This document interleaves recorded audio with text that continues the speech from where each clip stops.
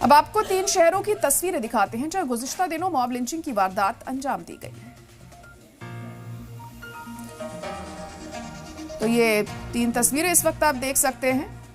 मोहम्मद मुजाहिद की लिंचिंग यहां पर की गई है, तो मुर्शीद आलम की भी लिंचिंग की गई बिहार में, और कटिहार में भी हमने देखा किस तरीके से अकमल रहमान की लिंचिंग यहां पर सामने आई है। तो लगातार बिहार में जो लिंचिंग की घटनाएं हैं वो बढ़ रही हैं, इसको लेकर सवाल भी उठाए जा रहे हैं, लेकिन कोई पुख्ता बंदोबस्त नहीं किए जाते हैं, सिक्योरिटी को पुख्ता नहीं किया जाता है, जिसके चलते एक घटना नहीं होती कि दूसरी घटना सामने आ जाती है।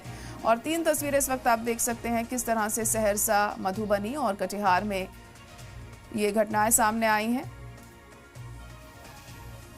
और लगातार इन पर लगाम लगाने की कोई फिलहाल कवायद भी होती हुई हमें नहीं दिखाई दे रही। तभी तो एक घटना के बाद दूसरी घटना भी सामने आ जाती है और पुलिस इंतजामिया को कोई फर्क नहीं पड़ता।